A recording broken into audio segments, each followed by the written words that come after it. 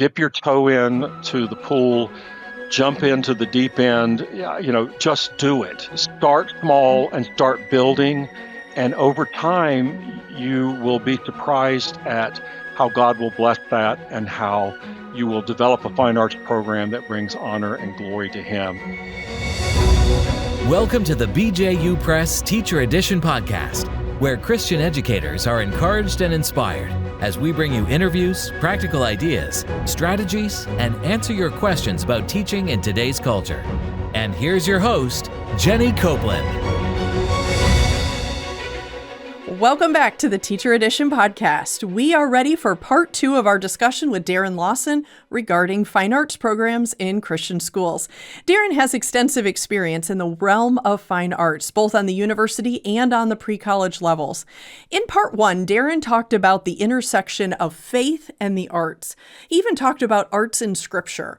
We talked about characteristics of schools with successful fine arts programs, and we talked about challenges that Christian schools are facing, along with strategies for staying faithful to Christian values while growing your fine arts program. If you missed part 1, be sure you take time to go back and catch up on that. Darren shared some incredibly helpful, practical insights. By the way, listeners, just a reminder to also visit us on our website, teachereditionpodcast.com, as well as on social media, Teacher Edition Podcast on Facebook and Teacher Edition Pod on Instagram and TikTok. Of course, you can find us on YouTube as well. All right, let's get this conversation going. Welcome back, Darren. It's a privilege to have you back on the show. Thank you. Good to be back with you. Okay, so in part 1, we talked about some challenges as well as some resolutions to those challenges to a fine arts program. Weighing through that, which programs are best for a school? That includes a deep look at the benefits of the program. So both to the school and the benefit also to individual students. Let's talk about the student. Share some ways, Darren, that you feel involvement in fine arts, it impacts students both spiritually, emotionally, intellectually, all those areas of growth. What do you see there? Sure, I'll take those 3 that you mentioned. The spiritual benefits is I think the person is developing a stronger connection to God by mirroring one of His attributes. All we have to do is look around us at the beauty of creation. We look into the sky and see the stars, and we see God's creative handiwork at play.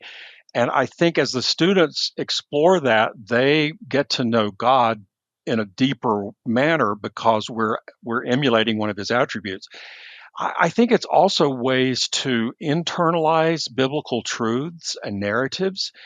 I remember back in high school, I played the Apostle Paul, and I was like, well, I need to find out more about him if I'm going to play him up on stage. So I read more of Scripture, but that process was so good for me because I delved into a character who was extremely important.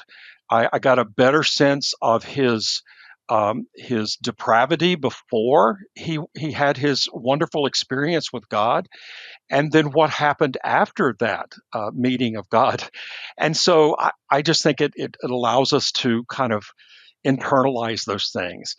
I also see that within Christian circles, when we get together as a group and produce a choir concert or produce an exhibition or a play, we are gathering together and it's a sense of community. So I think there's a much stronger sense of community and accountability, all of that, which aids our spiritual growth.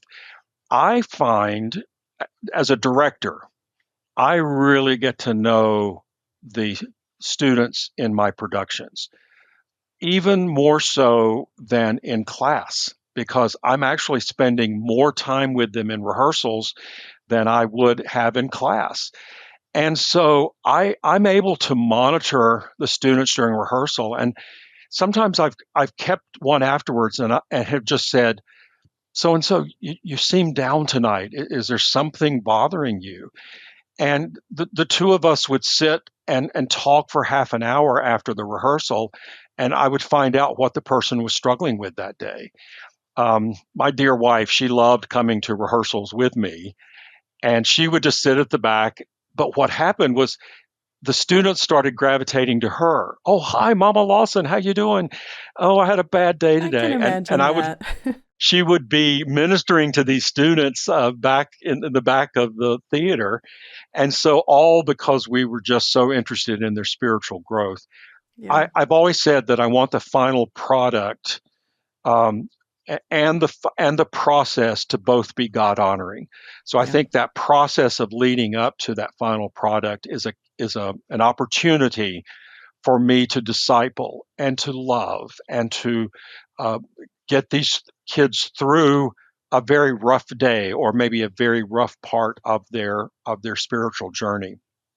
Second, with their emotional growth, I mean, I think the especially theater, can be a healthy display of emotions that we wouldn't normally. And so I can get angry, I can get mad, I can get, I can become jealous and all of those things. And it's like, wow, I don't ever want to be like that.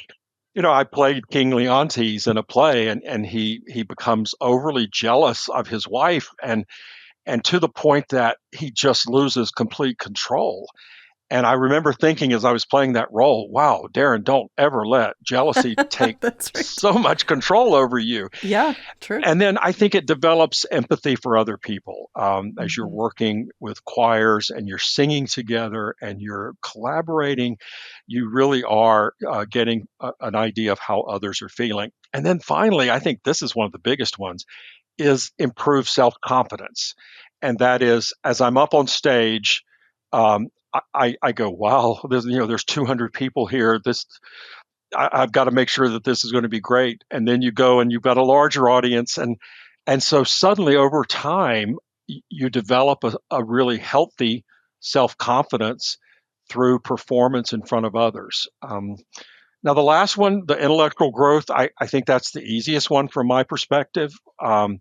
We broaden their intellectual horizons by saying, let's talk about this song from a different culture, and we're going to sing this Russian song, or we're going to sing this Italian song.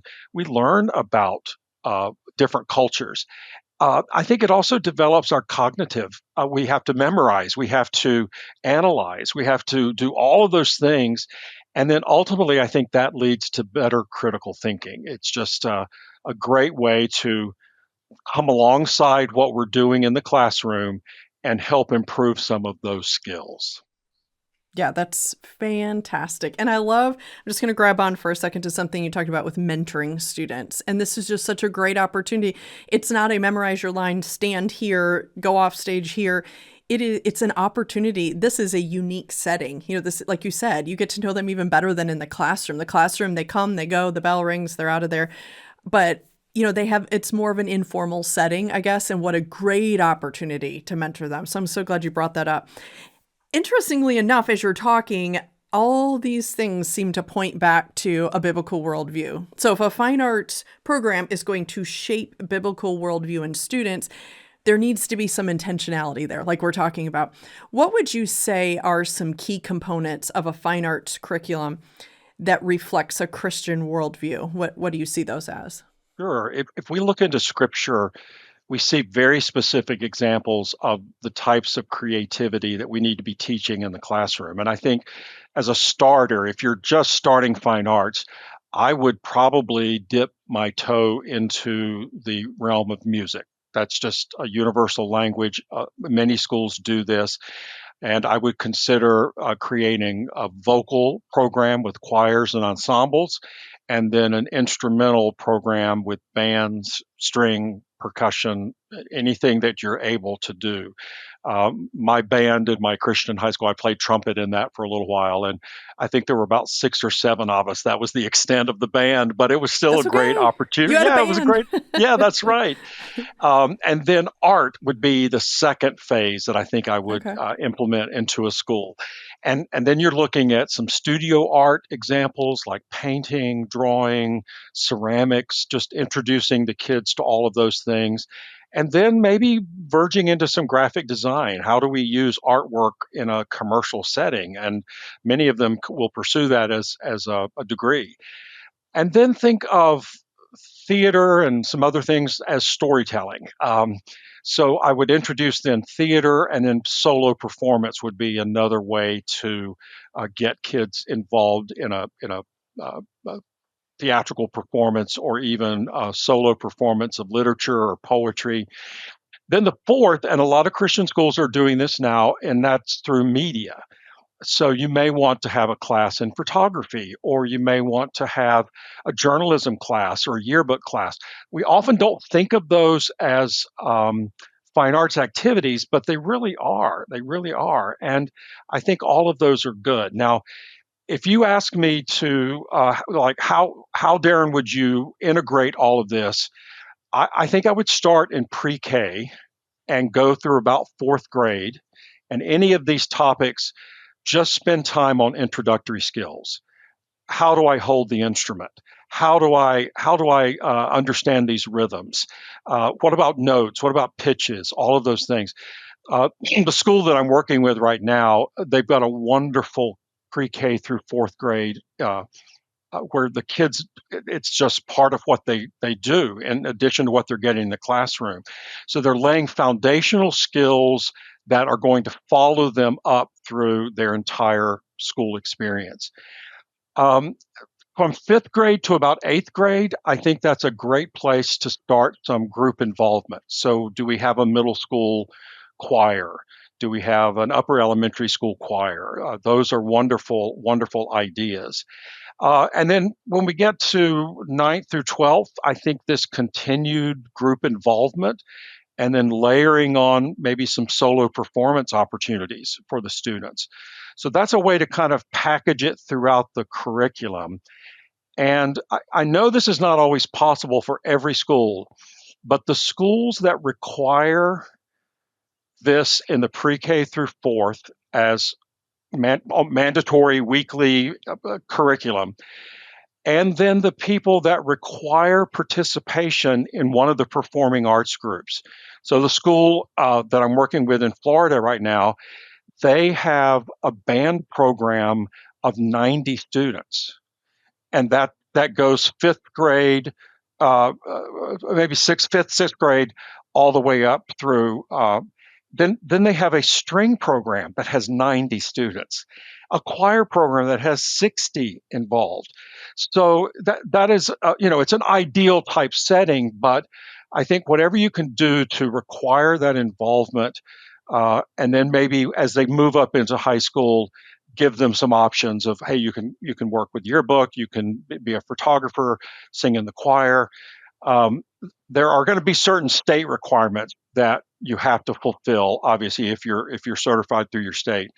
But sometimes it's necessary to go above and beyond what an external agency may be requiring. So say, oh, well, instead of requiring just one fine arts activity in the high school years, we're going to say two, just because it's important to us. So I hope that gives you an idea of topics and how do we go about doing this, and all of that. No, I think that I don't know what you call it, the layering on there is super helpful, because if a school's looking at like, where do we start, like, yeah, can we just pick this up in middle school? Just how you emphasize that early start is so important. Yes. And we all know, the younger the brain, the faster they're learning. We're all getting Yes. older, and we can attest to that, right? And Exactly. I love just making that part of elementary. They start to have that love for the arts. They're involved in things, and then adding in the groups. I mean, what is a school without an elementary band? We have to have that, just so you have the program, so we all know what we're playing. That's right. That's right. So yes, we've all been there, done that. So that was great. Super helpful. Okay, let's shift gears just a bit and talk about fine arts beyond the school walls. So quite often, individuals in the arts are very focused on themselves. Let's just address the elephant in the room. And they're very focused on themselves, their talent, what they bring to the show. And I saw over and over in the years that I worked for you how we brought in incredible musicians, artists, actors, and they easily turn the focus on themselves. Some of them, some were amazing. They're fantastic. I'm not discounting them at all, but some were definitely just all about themselves and their needs. We know, and that happens in the arts. That is obviously not what we want to instill or feed to our students. And I really feel much of that right focus comes from leadership, and it comes from opportunities to serve others, not just stand around and collect praise for what we're doing. So, Darren, I wondered if you could share any ideas you have of how fine arts programs in Christian schools could serve as a tool for both community building and outreach. I guess just thinking ministry. What do you think? Sure. Well, think of it one of a few ways here. The fine arts is a mechanism for getting the community into your school. So grandma and grandpa and the neighbors and friends of your neighbors and all that will come see a choir concert or come see an art exhibition or come see the play. So that's the first way. You and I worked together on a huge Easter program that we did for many years, and it became a local attraction. It became a regional attraction. And then the last time I measured it, we had audience members from 32 different states come and see Amazing. that Easter program. So the outreach potential there is enormous. Sure. But then I really encourage your performing groups to go out into the community for special performances at the mall, at community centers. The school I'm working with in Florida now, they take their groups across the street to the retirement center, and it's a form of outreach. So those are just phenomenal ways to take that gospel message and your commitment to excellence and take it out into the community. Then the third, I think, is media coverage. So whenever you're doing something special, make sure you contact local media and say, hey, we're having this big musical in April. We wanted you to be aware of it. Oftentimes, media will cover that for you, and that serves as a form of promotion and publicity for your school. So all of those ways are connecting people in the community back to your Christian school and what you're doing from a Christian worldview. Yeah, that's fantastic. I really like the media coverage. You don't think of that too Hmm. much with a Christian No, school, yeah. but it's a great way to get people to know who you are and come in and be with you. That's great. Okay, so I briefly mentioned interactions that I have had with a number of, I guess we could say, well-known or extremely talented artists. Unfortunately, though, many of them did not know Christ. And while we had opportunities among the rest of our team as well to be a witness to them, their influence was limited to the area of their talent. They were not there to influence for Christ. They were there to bring their talent. We can certainly share examples of talented artists with students, but it would be just so incredible to have Christian artists to be able to share with them.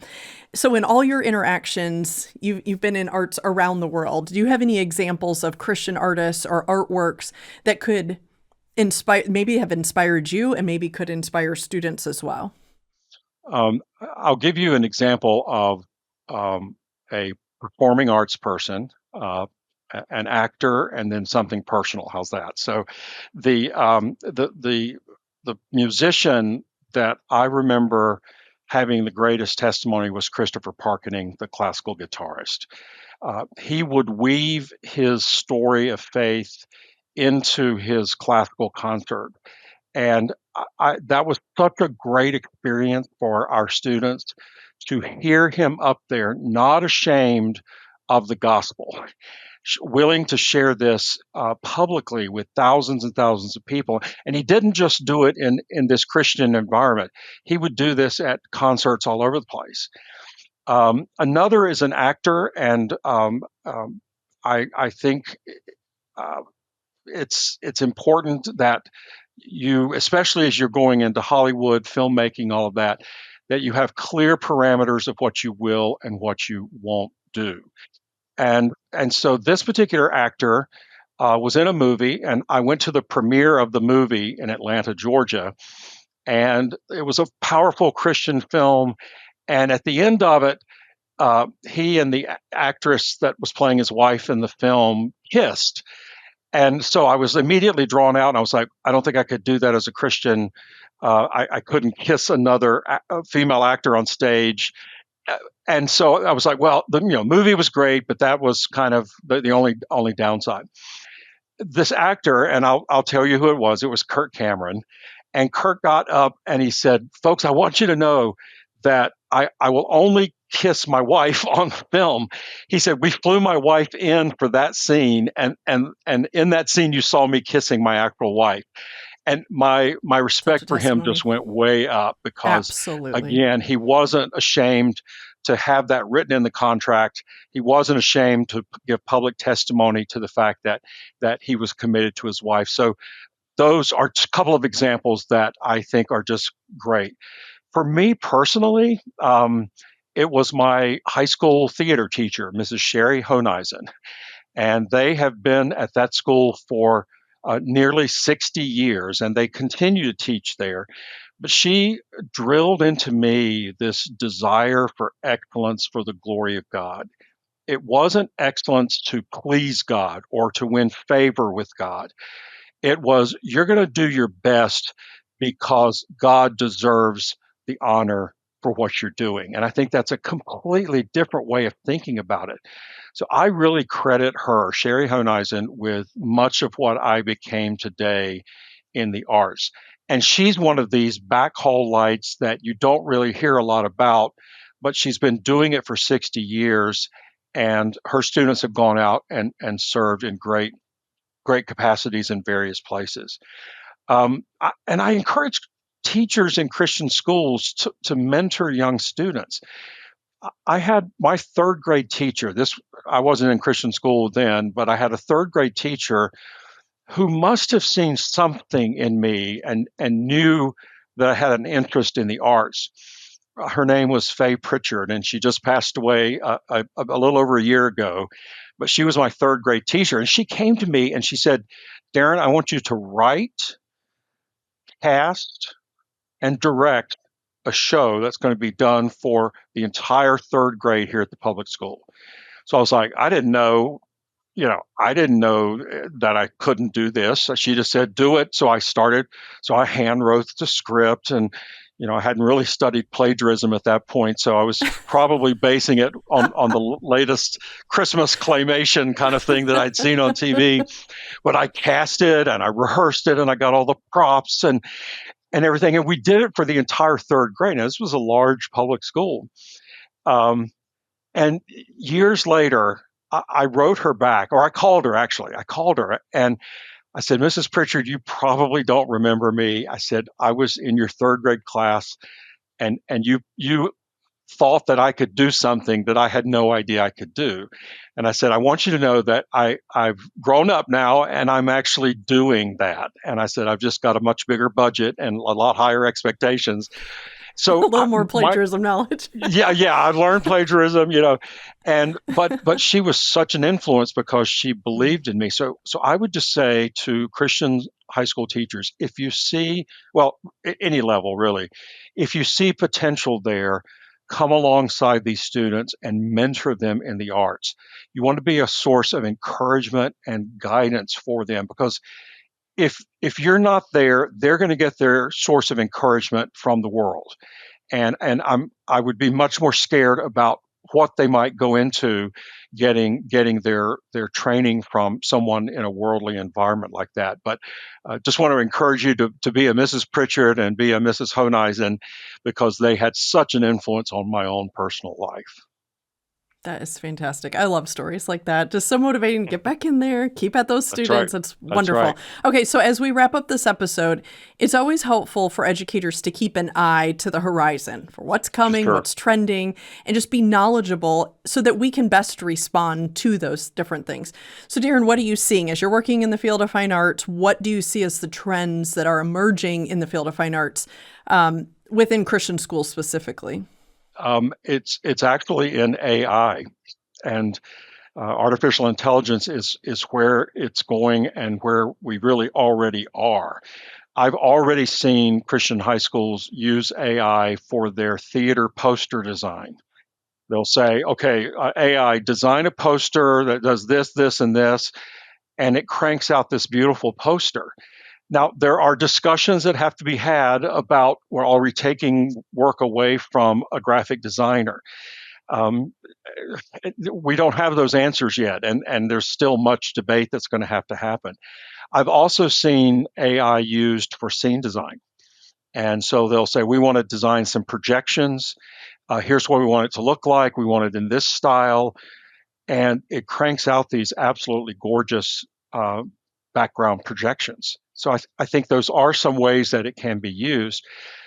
On the flip side of that, I think we have to teach our students and ourselves as well how to discern the difference between reality and AI generated art or photographs.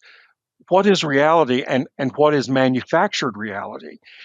And that requires a pretty deep level of critical thinking to be able to look at something, pause before you see it and go, wait a minute, is this produced by AI or was this an actual picture? And so I think those are just some concerns. My son is really big into AI, so we're trying to make sure that what he learns and is applicable works. But that is something that I think Christian schools are going to have to play with in the future. And in some ways, it will save us some time. It's a tool, but it cannot and never should replace our creative abilities as humans, if that makes sense. Absolutely. So those are just some things that I think we're going to have to watch out for in the future. Yeah, very good insights. Darren, this has been fantastic. You have brought so much to the table with your experience and your expertise in the field, and you've given us a lot to think about. So as we close out this episode, do you have any piece of advice, maybe I could put it that way, for a listener who might be thinking about how they need to or could strengthen their fine arts program, or maybe someone listening is even burdened to start a program and give students these incredible opportunities to learn in these areas? What would you say to them? I would say dip your toe in to the pool, jump into the deep end, just do it. And start small and start building. And over time, you will be surprised at how God will bless that and how you will develop a fine arts program that brings honor and glory to Him. So don't ever hesitate to contact me, or if I can be of any assistance. I still travel to schools. I still do whatever I can to help them in their arts program, but just do it. And there's help out there if you know where to look for it. So. Great. Fantastic and well said. Darren, it's been such a privilege to have you on the show. I really enjoyed our conversation. Thank you so much for being willing to share your time and your expertise with us today. Glad to do it, Jenny. Thank you. And listeners, don't forget, we're going to go ahead and include Darren's contact information in the show notes. He offered to you his expertise, so take him up on that. If you have some questions or if he can be a help in any way, reach out to him and just see what he might be able to give you by means of advice or just even a path to get you started. For all those of you listening today, thank you for joining us. I hope you were challenged and encouraged, as I was, by this very insightful conversation. Remember to go to teachereditionpodcast.com to learn more about the show and to submit questions for our upcoming episodes. Of course, be sure to subscribe to the podcast and follow us on social media. Now, it's time to get back to your day, but it's not just any day. Every day in the classroom is your day to impact and inspire through God's power and through His grace working in you. Go do what God has called you to do.